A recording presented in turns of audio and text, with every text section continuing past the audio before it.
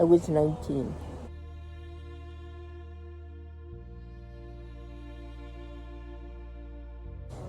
I was at work. I worked for my mother had an office in the city that I commuted to every day. Typical, and it was sunny, and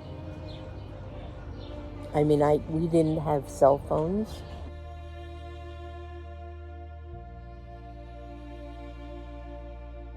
He must have called me and told me, because I don't think, we didn't have cell phones. We weren't so plugged in as we are now.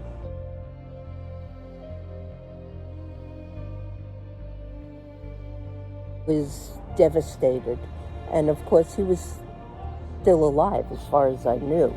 He was shot, and they were taking him to the hospital. So as far as we knew, he was still alive. But I don't think he was, to be honest. The thought that a president of the United States could be assassinated in this country was just beyond belief, really.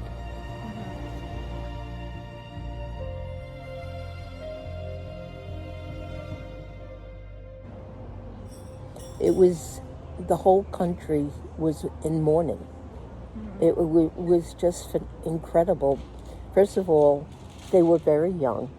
Most presidents are old. He was young. He had a young wife. He had young little kids. And there's a picture, I don't know whether you've seen it, of his son, of John F. Kennedy Jr. Really, he was this high at the funeral, saluting. The Kennedys were like the royal family in Britain. That's what they were. But it felt like the end of an era.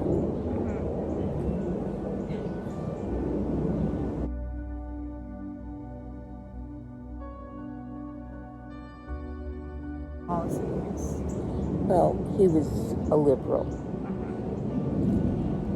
And he was very much into equal rights and social issues, which I thought were important. At the time, I was had absolutely no involvement at all in politics, none whatsoever. I didn't know anybody.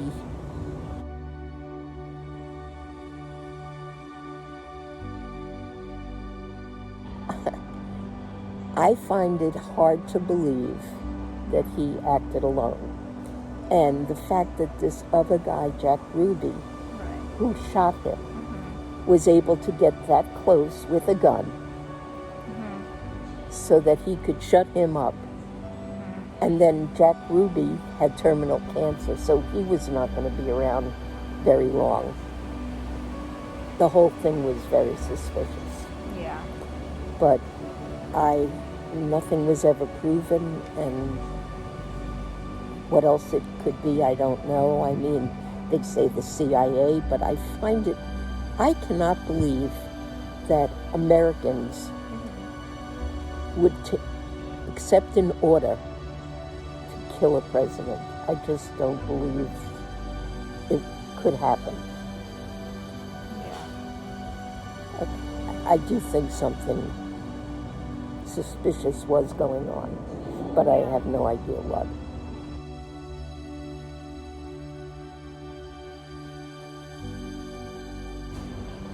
People were crying in the streets.